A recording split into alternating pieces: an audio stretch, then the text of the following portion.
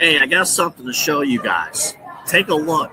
It is spring. Happy spring to all of you. Take a look at what we have here for you from AlleyRoseFragrances.com. Beautiful spring scent candles here for you. Hand poured with premium fragrance and essential oils. How about this? Our coconut soy wax candles bring fresh, uplifting spring scents to your home. Made with clean, natural ingredients, they're a mindful choice for sensitive spaces and those who love effortless seasonal fragrances. You got to check it out right now. There's the soft bloom and the lemon bar candles, all healthy ingredients, all from AlleyRoseFragrances.com. And if you're a first-time customer, use the promo code InsideEdge20. That's InsideEdge20. Get this for yourself, for your friends, family, everyone. You want a good smelling home, AlleyRoseFragrances.com will make it happen. Again, AlleyRoseFragrances.com. Get the new spring candles. And when you order, if you're a first-time customer, Inside Edge 20 is the promo code.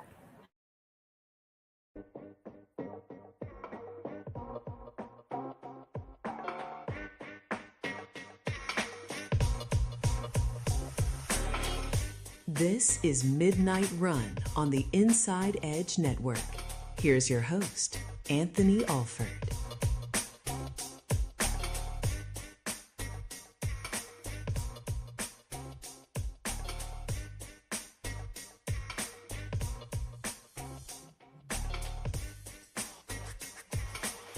I was going to say, Eli, you don't even have to text me. I just unmuted myself. Well, I think we're good and ready to go. Welcome to the show. Look at the smoke, man. Look at this is for coffee. This is for coffee. Oh, man. Happy Monday. Happy Tuesday night or Tuesday morning. Oh, my Lord. We're off and running.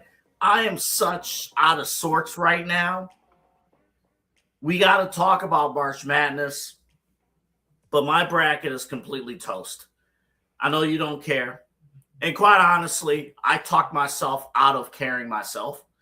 But I work very hard as a program director to put fun things together. And when I see that my own bracket and my own competition, I didn't even check, but I'm pretty sure it's dead last. I'm ready to just can the entire competition. I'm just going to point that out right now. And the final straw was the Florida Gators against Iowa. Unbelievable. Anywho, welcome to the show. Glad to have you with us. We're going to talk VLI in just a moment. He's my producer, the Golden Child. You heard him on the Inside Edge Primetime show with Chad Bryant. We'll talk to Eli in a little bit. He was in San Antonio. Can't wait to hear what happened with that. And I do have a question about San Antonio coming up a little bit later on in the show. I'm also depressed from a sports standpoint because today, the Monday after that first weekend of March Madness, in my opinion, is probably from strictly a sports standpoint, the worst Monday of the entire year. The worst Monday. I would take the Super Bowl Monday over this. This Monday sucks. Folks, I hope I don't mess up my USB, but I probably will here. So, Eli, be on standby just in case. Okay, I can't even turn the whole thing because the USB's over here. Let me take you through my setup. All right. We do this show in my office where I do my work from home job. Over in the corner, I had my bigger screen TV. It ain't the biggest TV in the world, but it does the job. My big screen TV was over there. I had the bedroom TV on top. The bedroom TV had the antenna. So you put the antenna out on the window and boom, you get channel 19 here in Cleveland. And then here's the best part. Because I refuse to throw stuff in the garbage, I had an old television from like a year ago that I was thinking about I should have tossed, but I didn't. It's an old smart TV. It's one of the very first smart TVs, but it's only like an 18-inch television. But it's a smart TV from like 2014. Ahead of its time, meeting the technology once you do updates, it ain't ready. But on this, the 2 effing days I needed it for March Madness, like, you know what? Let me just trot it out and see if it works. Oh, my Lord, it worked. It worked. I had a 3 television setup and my work computer. Man, I was in heaven. I was in heaven. And I was still working. I was still working. I was still getting the job done. I was still putting in my reports. I was still doing work. It was heaven. People like, how can you monitor 7 screens? I did. It was amazing. And if you were able to watch the 12 o'clock window on Thursday and Friday, March Madness was amazing. Amazing. How about Santa Clara and what was it? Santa Clara in Kentucky? The shot for shot, tie score, the go-ahead 3, and then the other go-ahead 3 on the other side with 2.4 seconds to go. Amazing. It's great stuff. It's phenomenal. Oh, yeah, Ohio State lost. But, yeah, it's great. It's great stuff. And then the way the schedule's laid out on Saturday, you can do stuff during the day, which I did. I did some office stuff. I recorded some commercials. You just saw one of them, by the way. Did some stuff for our network. And then came back here, watched Beauty and Black from Tyler Perry on Netflix, and also had March Madness. Okay, cool. I'm set. And then yesterday, with the church, had a great time. Checked out this wonderful restaurant out in Youngstown, the Varsity Club restaurant out in Youngstown. The wings there are spectacular. They have grilled chicken tenders. It's great. And the tater tots, I don't know what it's like. It's like some seasoning. They have a little hint of sugar too. I didn't think it could work. It did. And then I knew something was off about Sunday because from my drive from Youngstown to Cleveland, only an hour drive, not that far. It was 72 degrees when I left Youngstown. It was 45 when I came back here. Yeah, that should have been a sign. And then March Madness came to an end. Now, listen, I know there's still the Sweet 16. There's still the Final Four. I get all that. But none of my teams are in it. My bracket is not involved. I have moved on to baseball. We got a little bit. We got basketball. We still got to talk about. We got football still to talk about. Me personally, we got WrestleMania season. Like we got a lot to discuss. But there's one thing I do want to mention. Oh yeah, Ohio State lost. Which team? Both the boys and the women's team, both lost. The women's team, by the way, they've lost the last 3 times since the women's tournament has went into this home court format in the first 2 rounds. Ohio State has lost 3 consecutive games. Or 3 consecutive rounds, I should say. So Ohio State women's basketball not looking good. But it's the fans' fault. Remember, it's the fans' fault. It's like the men's team. Boys' team comes up short in the tournament in the first round. And they just TCU. It was the first game on Thursday. Let TCU just go right down the floor and score. We didn't have an answer. And then I see some stupid video on Twitter saying, oh, it's the fans' fault that we're putting this much pressure on Ohio State. If you blame this is for all hosts, not just podcasts, but for hosts. If you're out there blaming the fans for a team's failure, you're an effing idiot. You're an idiot. Go back and reevaluate your life as a host. If you are blaming the fans for a team's failure, you are a failure. End of story. Now, I feel like I'm letting this all out. Was this a successful tournament for Miami? Was this a successful tournament for mid-majors?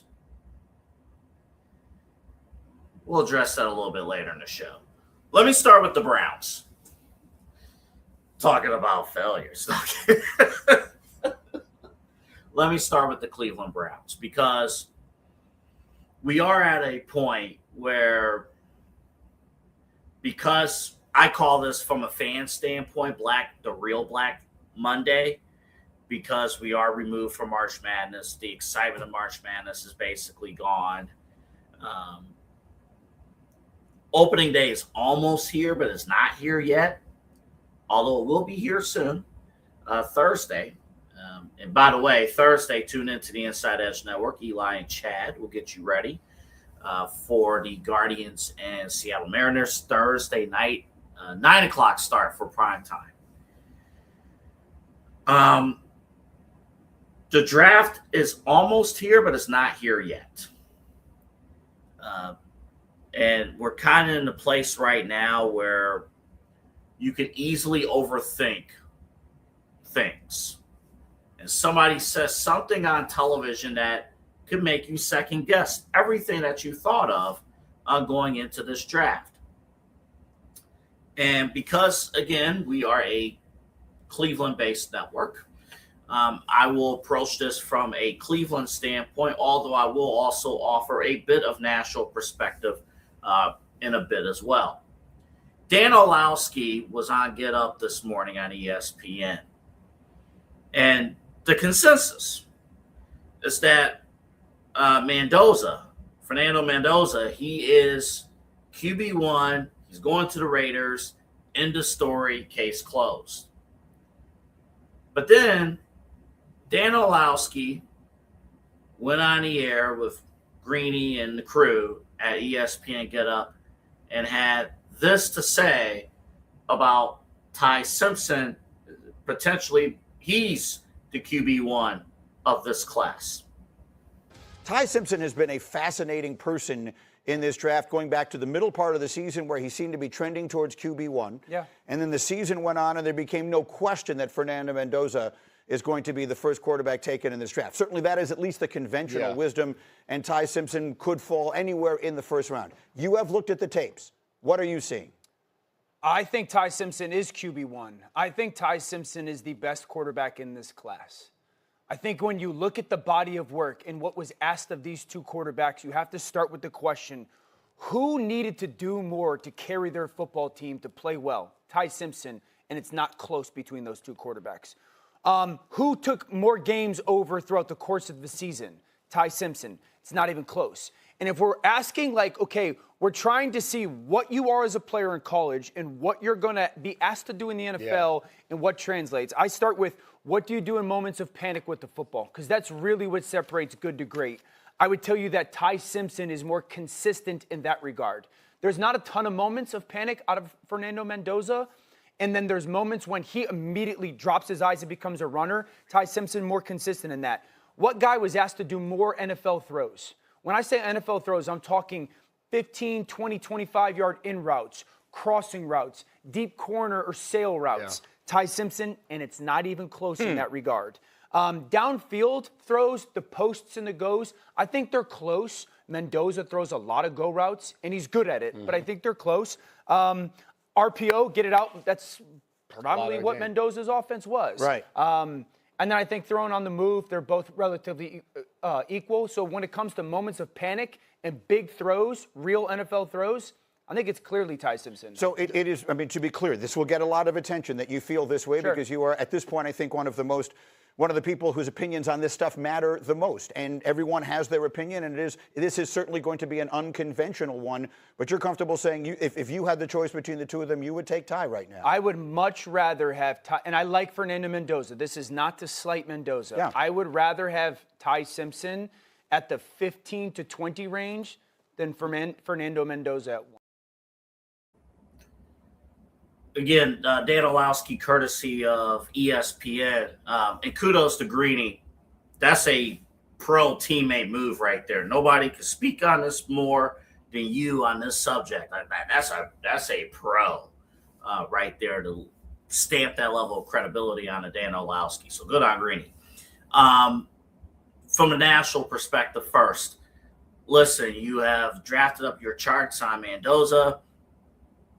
He is a multi-year commitment at the one position. And I heard Chris Canty on ESPN radio, he was mentioning, oh, well, the Raiders should auction off their top draft pick because he's not a sure thing. I think Mendoza's a sure thing. I think we're at a point right now where it would probably be in everyone's best interest if the NFL draft was tomorrow. We could just get on with it. Look, I'm not going to sit here and act like I've watched every single film breakdown between Mendoza and Ty Simpson. We do have a show that does that here on the network, the Commissioner's Podcast, Commissioner's Couch Podcast, which you can see on Thursdays.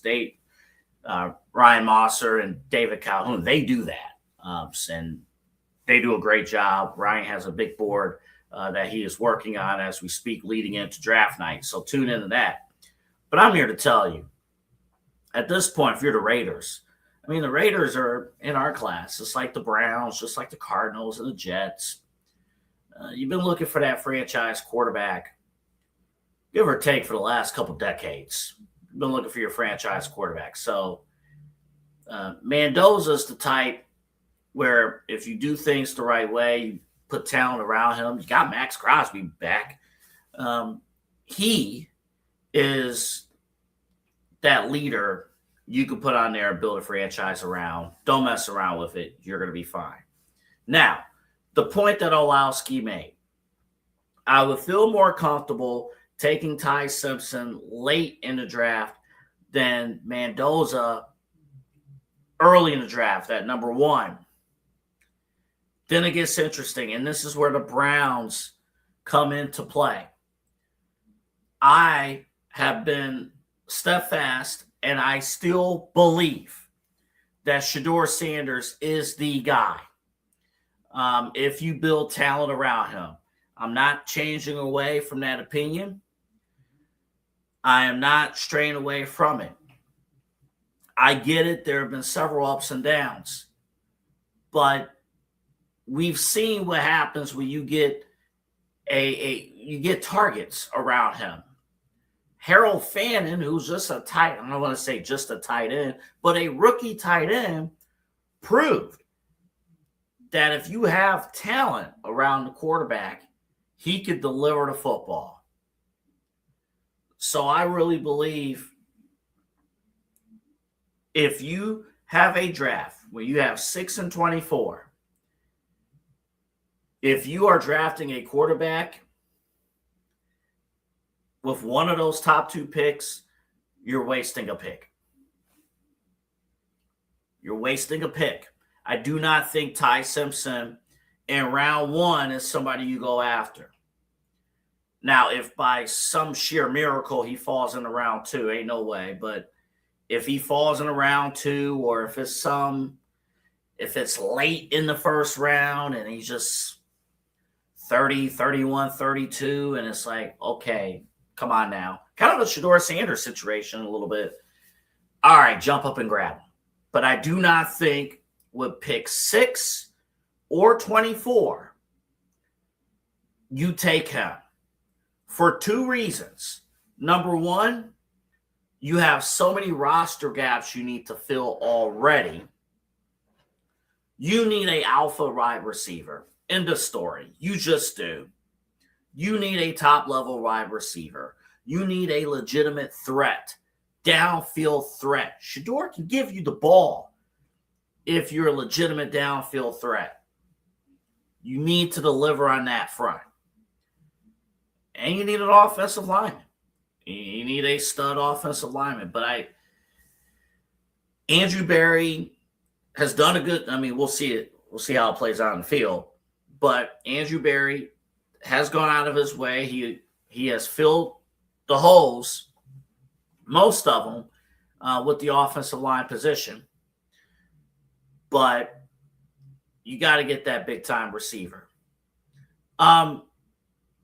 Eli, real quick, when was the last time we've had a big time receiver here in are we Odell and Jarvis? Is that the last time? Yeah. Odell and Jarvis. I'm going to bust Eli's balls for a second. Before that, Corey Coleman. I'm kidding. Okay.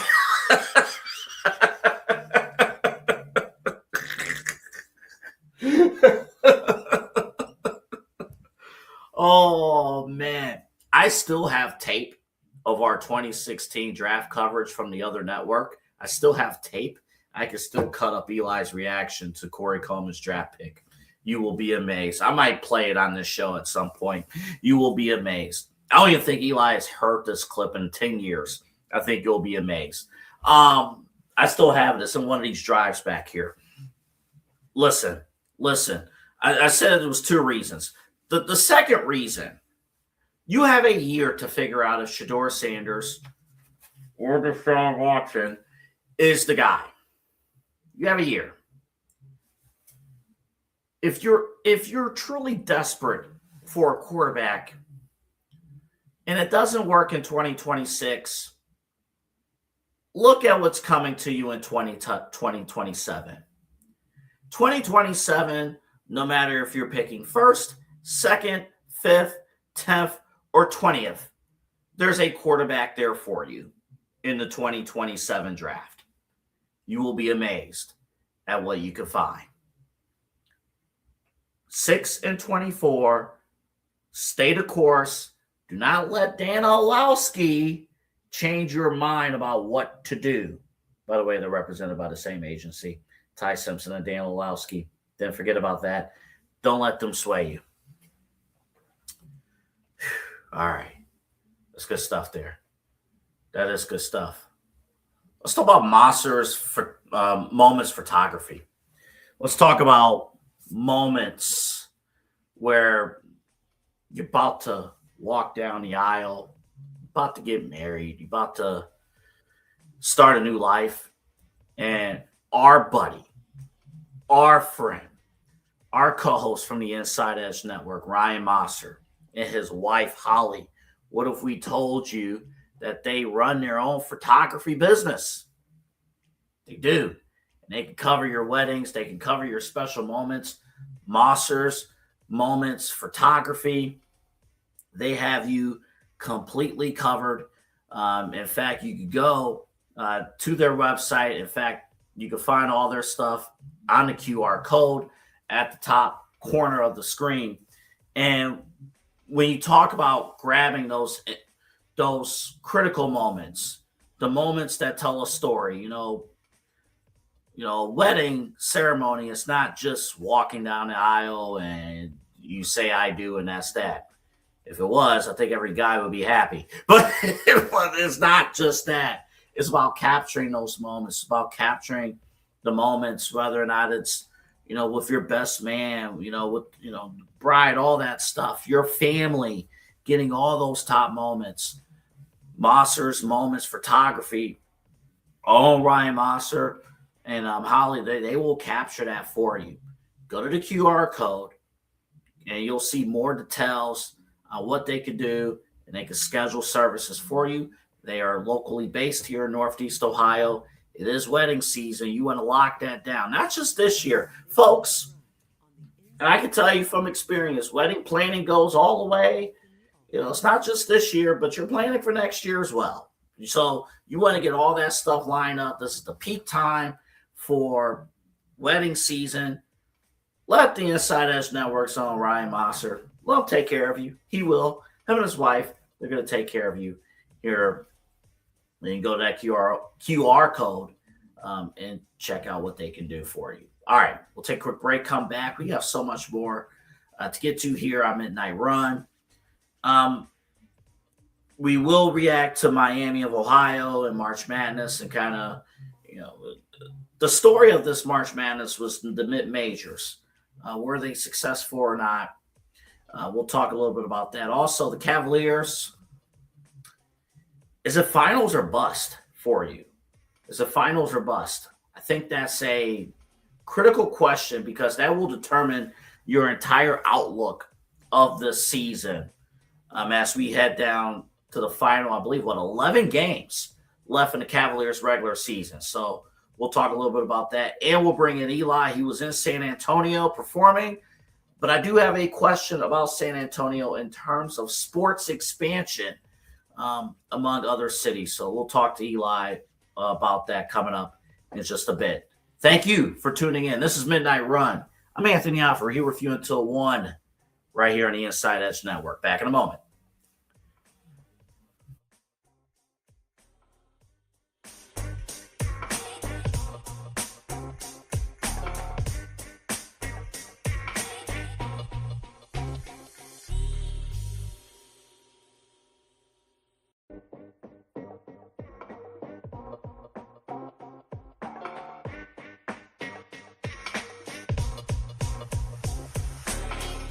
This is Midnight Run on the Inside Edge Network. Here's your host, Anthony Alford.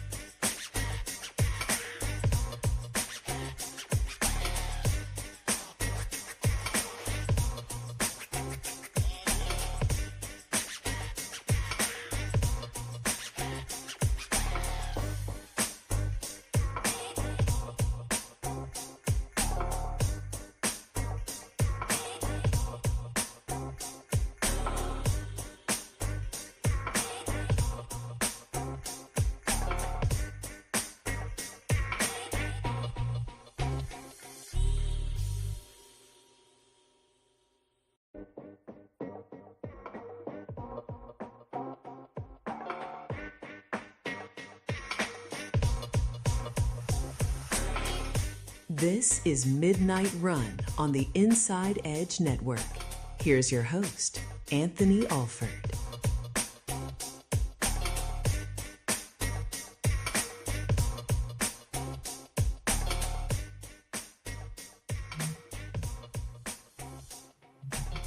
You know, I was just thinking about the 2016 Cavs team, and it's, oh my goodness, it's 10 years. 10 years ago. 10 years ago, we were getting ready for the 2016 NBA playoffs, and the Cavaliers had just transitioned from, oh my goodness, I can't think of the old coach, to Ty Lue. And we went on to that run. David Blatt, wow. I erased his name from my mind. David Blatt deserves more respect than I just gave. I literally forgot his name. I'm like, oh my goodness. Crazy, crazy, crazy. But hey, listen, hopefully 10 years from now, we're going to be talking about a 2026 NBA championship. And 10 years from now, maybe we're going to want a signed jersey. Maybe a signed Donovan Mitchell jersey, an official Donovan Mitchell jersey, or an official James Harden jersey. But at least right now, you can get a 2016 championship Cavs jersey or whatever you're thinking of as far as classic official merch from sportsmemorabilia.com. And let me tell you, when you go to the QR code and you click on our link and you go right there, all official stuff that you can get from that website, all classic stuff, all authentic, all that as well.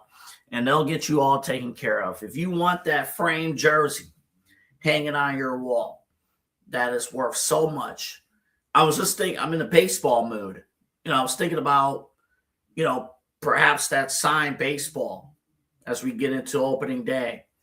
Or I think of guys of the 90s. I think of the guys of the 2000s. I think of Barry Bonds. Barry Bonds has been on my mind a lot lately. I don't know why, but Barry Bonds has been on my mind a ton.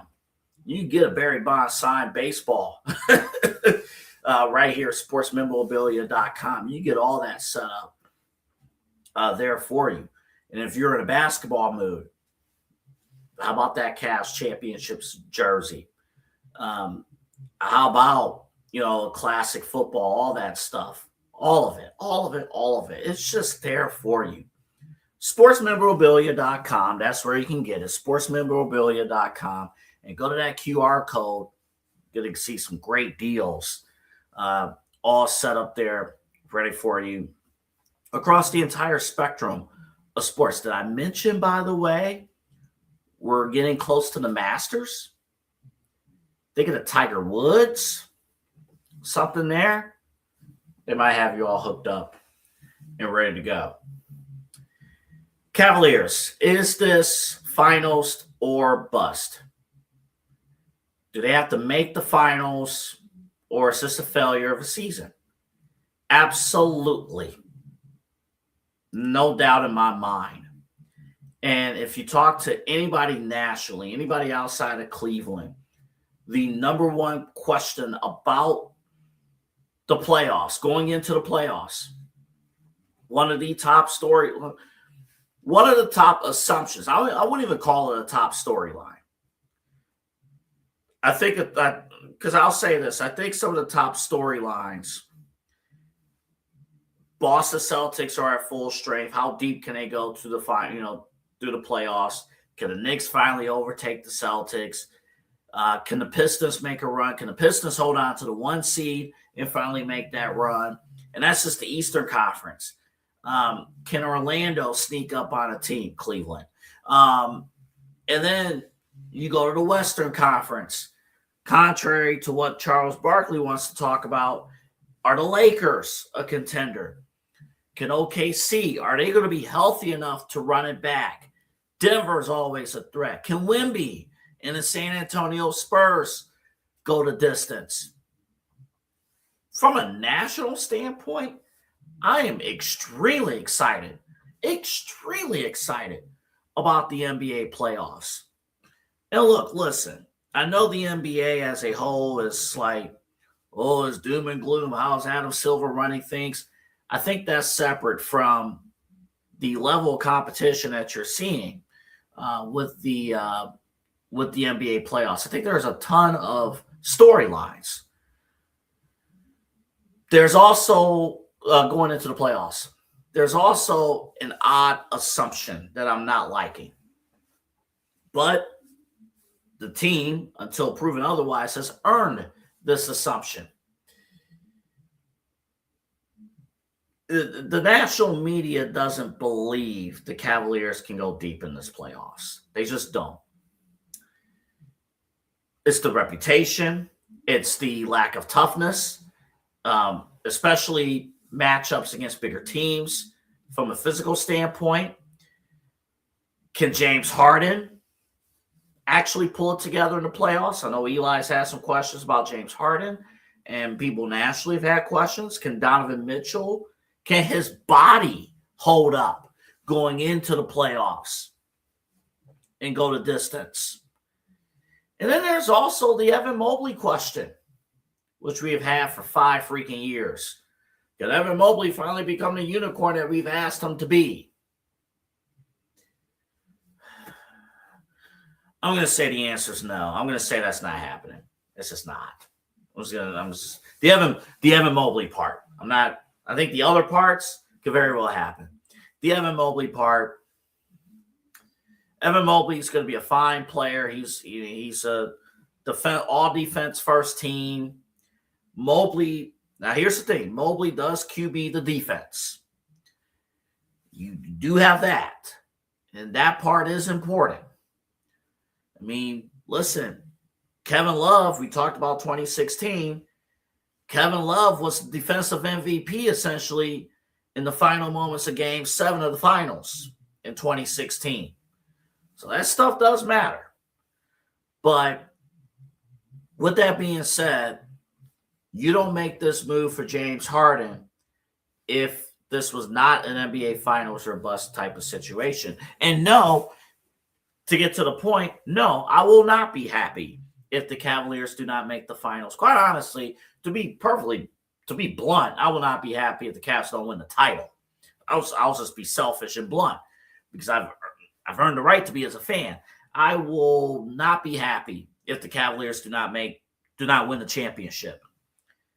I will be pissed if they don't make the finals. Now, if the Cavs go to the finals and you run into OKC, you run into Denver, you run into San Antonio, there's a lot of elite competition for the Western Conference, and they don't win. Selfishly, I'll be a little bit upset, disappointed, but I'll understand. Those are some buzzsaws over there in the Western Conference with those teams. But here in the East, you've had 4 or 5 opportunities now to get to the Eastern Conference Finals and to win the East. You've had multiple opportunities, and I'll be damned if Detroit passes us.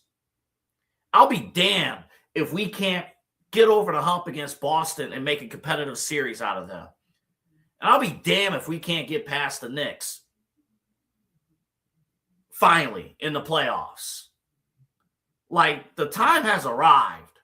You don't make that move for James Harden just to settle for round 2 of the playoffs. Hell no. No. Absolutely not. You get to the finals, or I want asses out. Pause. You get my point. You get my point. Wording is 12:39. Wording, words matter. I think the Cavs have to get to the finals. And with 11 games to go here in the regular season, you need to figure it out. The key to all this, too, the key to all this, too, is going to be Jared Allen. Hopefully he's going to be healthy enough to go through with this playoff run. I saw some things from Jared Allen back in, post All-Star break where I'm like, whoa. Offensively, with James Harden here, what he did do was unlock Jared Allen.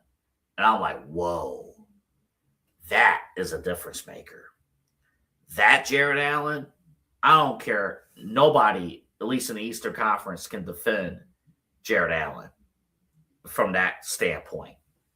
I mean, we're doing main events here on the Inside Edge Network, and it's just like, I know we're knee deep in the football, but we would look like 40 points, Jared Allen. Well, it's like this is crazy. But we're seeing it across the NBA. I mean, you hear in national discussions like, the Los Angeles Lakers, LeBron, Luka, and Austin Reeves, they can't play. They play better when it's only 2 of them on the floor instead of all 3. And the networks, they're trying to pair it. Well, Luka and Reeves score this much and they win, but then you add LeBron, they don't win. Or when LeBron and Reeves is playing, they get this much, but you add Luka, it's a whole mess. It's a whole thing. But for a team And I think I saw this stat not too long ago. For a team that has started several starting lineups, I believe double-digit number of different starting lineups, I will commend the Cavs. They're the only ones that have a winning record with starting a crazy number of starting lineups. I had the number. I forgot to grab it. Sorry, I was being lazy. But these 11 games got nailed out of rotation. Kenny Atkinson did mention that the chances of having a 10-person rotation probably is not going to happen in the playoffs. You're probably looking at 9. I would even think 8. So what rotation is going to work? What combination of players is going to work, especially to get out of the Eastern Conference? And I do want to make something a little bit clear here, because I know you may have heard earlier, I'm like, I would be a little upset the Cavaliers did not win the championship. I understand, like I mentioned, OKC, San Antonio, Denver. Look at those 3 teams. I think those 3 in Boston, if you're asking who are the favorites to win the title, you would say those 4 teams. I get it. But you only get one shot at winning the title, and everything has to fall into place. And you don't want to let things pass by. You don't want to because you just never know. You never know what can happen with sports. I mean, think about it like this. I was just thinking about this on the drive to church yesterday. 2015 happens. We don't win the championship. 2016.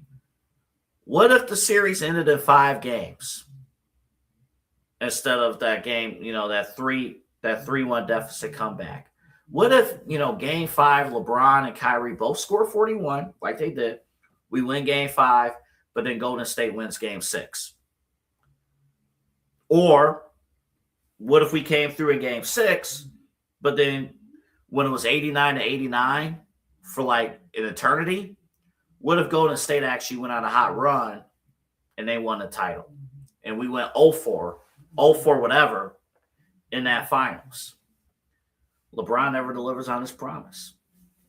I know it's a lot of what ifs, but when you get those opportunities, you got one shot. You got to make it count. You just do. All right. You know who made it count? When you're traveling the world, when you're traveling the country, or you're staying here in the office working, you need W energy. You need to get the juices flowing for the day.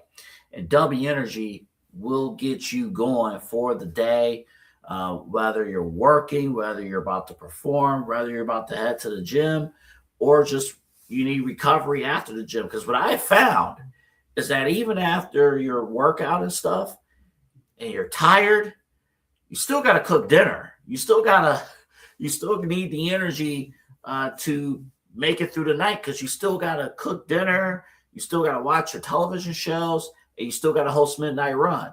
And none of that happens without W Energy. W Energy drinks, and all you need is, you get one of these bottles, and all you need is a water bottle or a cup, anything.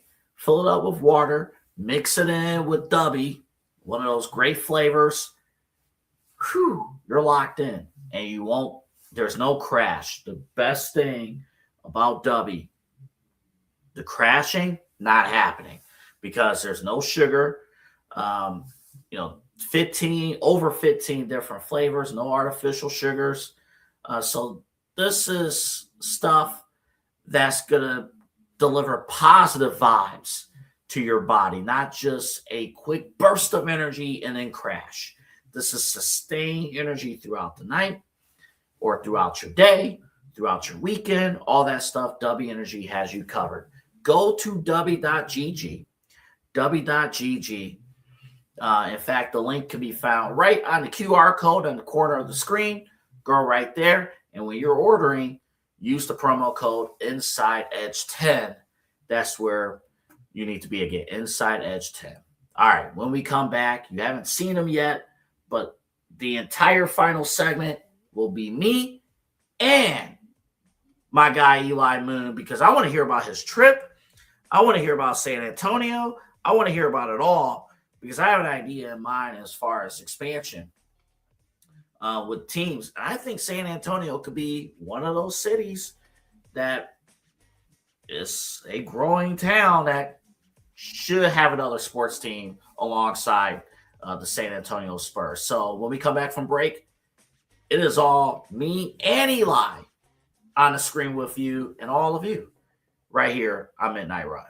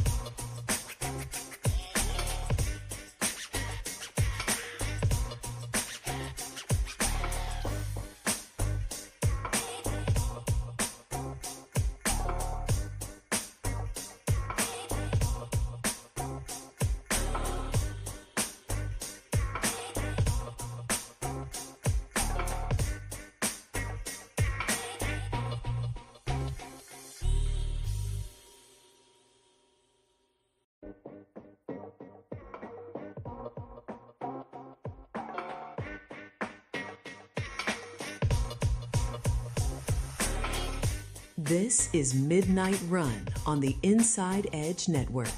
Here's your host, Anthony Alford.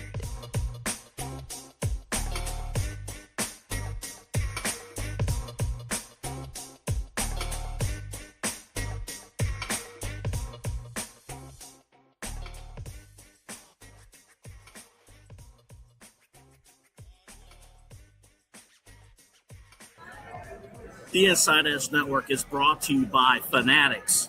Fanatics isn't just our name, it's who we are. Loyal, passionate fans, dedicated to our favorite teams and athletes to the sports we love. That's why we're honored to be able to offer fans the world's largest collection of official sports apparel and sports jerseys from all the leagues, teams, and players you love. We're talking NFL, Major League Baseball, NBA, National Hockey League, the NCAA. I'm a wrestling guy as well. We got WWE apparel available too. It allows us to serve fans of football, baseball, hockey, basketball, lacrosse, soccer, golf, and everything else that gets your heart pumping. Go to fanatics.com by using the QR code on your screen right now to celebrate your teams. It's right there in the corner of your screen. Get your official gear. Level up with us at fanatics.com.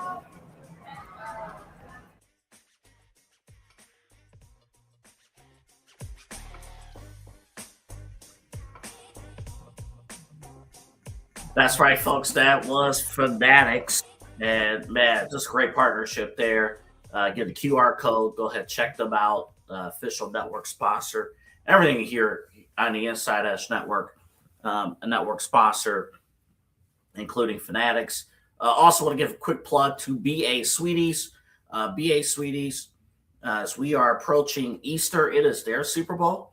It's hard to believe, but we are a couple weekends away. Good Friday, Easter, that means family gatherings. That means you got to load up your house with the peeps. No, they got peeps. BA Sweeties. They got different types of peeps you can definitely check out. Also, classic treats, unique treats, popcorn, different flavors of popcorn, different candies. It's loaded with candies. Sour items, sweet items, jelly beans, a ton of stuff that you can get at BA Sweeties. It is the largest candy store in North America, over 75 years of business. And remember, when you go to BA Sweeties and you're gathering your stuff, you go to the checkout. If you have a cart that's $40 or more, mention the word lollipop, and you get $5 off of your order. So go ahead and check them out. BA Sweeties, Interstate 480, the Ridge Road exit. Make a left on Brook Park Road, and you'll see a giant lollipop right there. All right. We got a few minutes left in the show. Eli Moon is back from San Antonio, where he performed over the weekend. Let's bring Eli on the screen. And, man, I am so excited. We talked earlier on the phone, but yes, the first thing I want to ask you, how was the breakfast? dude. We had some great breakfast. We went to Fork and Spoon. So if they're listening, and they want to be a sponsor of the Inside Edge Network, we are around. But we had some great food. Cliche and I, we went out there, and we also had ND5 from La Hele. So all La Hele out there, Thriller in Texas Festival. We had some great food, man. I mean, just Fork and Spoon. Hash browns were seasoned great. Got some eggs. Just traditional breakfast. I mean, just fresh. I mean, just great food. Had some bacon. We had Whataburger. I mean, just great food, AA. And the show was great. Thriller in Texas Festival. I mean, it was a great time. Ohio and Texas artists, food trucks, vendors, tattoo artists, and we're going to be back in November. It's a blessing. And San Antonio is a beautiful city. Got a lot of great people that I consider family there. So I'm blessed. And I got a little bit of a tan. I don't know if you noticed. I got a little bit of a tan. Not really. No, I'm kidding. I didn't notice. I was gonna leave that alone. I'm like, man, what was the temperature down there? Like 90, 80? About 80, about 81, 83 was about the high. When we were leaving, we left Saturday afternoon. It was about 91 was getting up to the high. So we got out of here, and then I had a jacket on by about 10 o'clock at night. Unbelievable. Yeah. Unbelievable. Well, you heard earlier in the show what the weather situation was here. Yeah. The day-by-day basis. All right, so I was thinking about this because when we were on the phone earlier, we were talking about just the city of San Antonio, and part of this came from the expansion talk of the NBA, but also, and it's like, okay, they got the Spurs, so obviously they're not in the conversation for that. But I was also thinking of baseball, and first off, at least with the NBA standpoint. The voting, I believe, is going to come down in the next couple of days about Las Vegas and Seattle. Yep. I will say this, a little bit surprised that they just said flat out, these are the two cities. And that's that. A little bit surprised because Seattle deserves a team. That I agree. I am not sure if Las Vegas can handle 4 professional sports teams. I'm a little concerned about that. I understand Las Vegas is the entertainment hub. It's great and all. Cleveland is significantly bigger as far as population than Las Vegas. Yeah. So I'm not sure, Eli, first off, if Las Vegas can handle 4 professional sports teams. That might be a tough sell. Yeah, especially with they have everything else going on there. Gambling, the casinos, the nightlife, everything else going on. It's going to be tough to really sell Vegas people, that's considerably a tourist. Vegas, they have their locals, but, a lot of people move outside of Vegas and stay in Reno or somewhere else, and they go travel in Vegas. I feel like Vegas is very tourist-like, and how are you going to get that bought in for year-round sports? I don't know. It's interesting enough. I think I'm more excited for Seattle. I'm more excited for Seattle. Yeah. I know Stephen A. made a case like, oh, what about, Nashville? But I do want to bring up, a city like Nashville and San Antonio, perhaps for a potential baseball expansion. I told you over the phone, I saw reports, I think Tracy Wolfson and others mentioned Greenville, South Carolina as they hosted the NCAA tournament, one of the sites for the opening weekend. Undiscovered town of the East Coast. In a way that just tell people who have never been to San Antonio what the town is like, and are they a growing city? Could they handle a Major League Baseball team or another professional sports team? I think they could, definitely. And the people there would love it. I know the bros I have there would love it. It's just a city that feels very homey. It's got that southern vibe to it. But there's great food everywhere. Everywhere you go, you drive, there's a mom and pop shop that's got some good food. People are so friendly. It's got good vibes. The weather is nice, so you don't got to worry about too many rain delays or things like that if you were to do baseball. It's got good vibes, AA, and there's so much to see there. They already love the Spurs. I was in the club. I was at Mave. Shout out to my guy Devontae down there. He's a San Antonio artist. And we were there, me and Cliche. We were rocking with Devontae, and I said, I saw a guy in a Spurs jersey. I go, hey, man, I hope it's Cavs and Spurs in the finals. And he goes, I don't know anything about that, man. We just go Spurs go down here. And I just think they rock with the Spurs so heavy that they would love to have a baseball team, a football team. I mean, they already love football so much in Texas. That's all we talked about pre-show, before the show, with the locals there getting ready for Studio 210. And shout out Studio 210 for hosting us and doing a thing at Scarface Promotions for co-promoting the show with me. I just think Texas is just such a sports city or a state.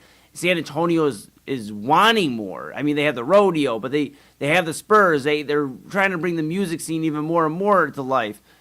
They should get another sports team and give more to that city. That city is growing. I think it is a city that deserves more.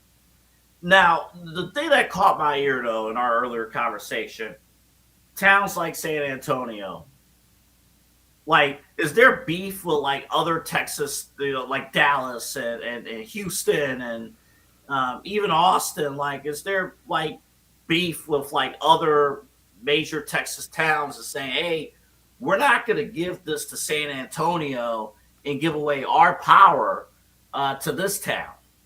I think San Antonio is just a city that's starving for more. I think that's the biggest thing is I don't know if there's beef, but it's just a matter of, you see it with music, and I talked to a lot of artists that they said the hip hop and rap scene, they're trying to create that stronger in music. And I think in sports, you see Dallas has the Cowboys, they have the Mavericks, they have these teams. You look at Houston, they got the Astros, they got the Texans. You look at all these teams, and then you look at San Antonio, you get the Spurs. And it's like, don't get me wrong, the Spurs are great, and they're a national, an NBA champion, multiple time NBA champion, but they want more, and it feels like San Antonio's overlooked a lot of times. And it's such a beautiful city. There's a lot of great people there. I think they deserve, I keep reiterating, but they deserve more. And I think it's like when you look at, Dallas has so much going on. Houston's got so much going on. All these, Austin's a college town. It has the Longhorns there, and they're the heart of the Texas Longhorns. But they're also a very growing city in terms of, like, Papa Moon calls them the new LA. And it's like, it's because they got a buzz to them. And I think San Antonio does have that nature already to it. It just needs a little bit more to do in this city, because they have the car shows, they have the different vibes, the clubs, the Spurs, music, but they're looking for more. And I think San Antonio is a city that, we talk about these cities like Vegas, it already has a lot going on. San Antonio has the people and the culture and the vibes. They just need more things to go out and show what that culture and the vibes are. I just think, too, like, we saw the news with LeBron, like, he was heavily rumored to be in part of the ownership group to bring the NBA to Las Vegas, and then he pulled out. Like, that's a little bit concerning. And you're just thinking, like, you want sports teams in growing communities, whether it is San Antonio or Nashville or Salt Lake City, Charlotte. You want them in growing communities. I don't think stuffing all of them in Las Vegas is the answer. We're even seeing in, like wrestling, they're going back to Las Vegas for WrestleMania, and it's just like, dude, they don't have enough people there to support WrestleMania now. Like, it's just, how can they support 4 teams on a day-to-day basis? That's going to be tough. But a city like San Antonio, who only has the Spurs and other smaller teams, they could get something going and maybe get a major league team. Or an NHL team, perhaps. Yeah. That could be something. I do want to point out one thing before the show ends. If I caught my camera correctly, you were shaking your head during my Cavaliers rant a little bit. Well, what's your rebuttal? I don't know if we have enough time tonight, but I think if the Cavs get to the Eastern Conference Finals, I think we can have a discussion about the LeBron offseason that looms. I think if they can get to the Eastern Conference Finals and at least get past that second-round hump, and they have like a 6 or 7 game loss to Boston or something, I think we're having a discussion about LeBron's the missing piece to bring in the championship, and I think that's kind of where I'm at. But I understand where you're at. I just think people are too tough on Evan Mobley, too, and I understand where you're at with that. I don't know, Double A. I feel like we could definitely talk about it later on this week. I just feel like people are too tough on Evan Mobley, a defensive player of the year, a guy that is playing his role. I think people are wanting him to be more than, or expecting him to be something he's not. He's not going to be the leading scorer on a team. He's a defensive juggernaut, and he's a guy that's going to go get some boards and pick and choose where his shots are coming. I think with the Evan Mobley thing, we'll take more time on. I think with the Evan Mobley thing, it is, and other players have mentioned it, he is the QB of the defense, and defense is usually not highlighted. So if he can make those critical plays defensively, sure. I mean, honestly, the engine of the engine is Donovan Mitchell and James Harden, but the X factor of the offense is Jared Allen. Yeah, that's the X factor. Like, if Jared Allen can get going, you're off to something. But to the other point, all right, if it's a competitive best-of-7 Eastern Conference Final Series against the Boston Celtics and it doesn't go our way, yeah, I'll be disappointed. And selfishly, I'll be like, oh, man, we gotta get this W. But I would understand. I get that. But ain't no effing way Detroit should knock you out. If Detroit knocks you out, if the Knicks knock you out, even if the Knicks are perceived the better team, and Detroit too, if they're both the better team and they knock you out, Dan Gilbert and fans will not be happy about that. And Donovan Mitchell, I don't think, will be happy about that. Especially with J.B. Bickerstaff being the coach of the Detroit Pistons. Yeah, because at that point, you're out of excuses. Yeah. You are completely out of excuses, and that would be a problem. My last thought, it just popped in my head. Yeah. It's been in my mind for a little while. This offseason, a lot of teams, us included, is going to want Giannis if things align, correct? Yes. Yeah, 1,000%. What's his injury history like? He's hurt a lot. I know the Bucks are probably going to shut things down, perhaps, because of where they are in the standings. I'm very concerned about, he's a bigger guy. I'm very concerned about his health, physical health, going into the future. Is that an investment that a team like the Cavaliers want to make? It depends if you get 23 with them. If you get LeBron here with them, I think you go for it because, okay, now you got Harden. You got your own core four now, but it's just an older core four of Donovan, James Harden, LeBron, and Giannis. I think you bring the madness on. I'm with it. You make the investment. This guy's a multi-time MVP, a finals MVP. This guy is an NBA champion. You bring him in. You said with LeBron. I'm not sold on bringing him here by himself. I don't know. I'm not shutting it down. The injury thing is really, really concerning to me. It's just something I got to think more about. I get very worried about bigger guys when they're hurt because it is lingering. I don't want Giannis to turn into Kawhi Leonard. Now, in order for him to turn into a Kawhi Leonard, he has to have a very valuable side piece or side hustle, well, maybe that too. Side hustle that ownership is locked in on. So maybe if we bring on Giannis, he could work for Rocket Mortgage. They could open up something called Rocket Plumbing, and that could be his main gig while he recovers. Okay, we're out of time. We're done. Eli, I'm glad you had a great time. Again, one more time, how can people find your album? Yes, they're going to go ahead and go at the man they call the moon. Oh, my goodness. At the man they call Moon on Instagram. And they can go ahead and go to the link in my bio and grab the album. Golden Child, available for purchase, $10. You download the songs. You can save them. You don't have to keep buying it or just paying monthly. You just get it once. You have it. It's available. Got merch available, too. And, of course, support La Haley, the movement. Support Inside Edge Network. We're fusing everything together. Got some really exciting plans coming up here real soon. Eli's back in town. Rob will be back in town, maybe for main event on Sunday. That's the one. Yeah, I got some pictures already. That's the one. He's coming from Disney World. Holy. I can't wait. I can't wait. Meanwhile, my vacation was at the village of Shaker Heights. We're done. Eli needs to go to bed because I don't think he's slept since Thursday. And I'm going to bed because I have neighbors. All right. For all of us here, thank you again for tuning in to Midnight Run. We're here with you every Monday, Tuesday, and Wednesday night at midnight. None of this is possible without any of you. Remember, the QR code has our website, InsideEdgeNetwork.com. We have programming 7 days a week on the Inside Edge Network. And you can follow us on our socials at Inside Edge Net. For Eli, for our entire crew, for everybody, Double A Anthony Alford signing off. Have a great night.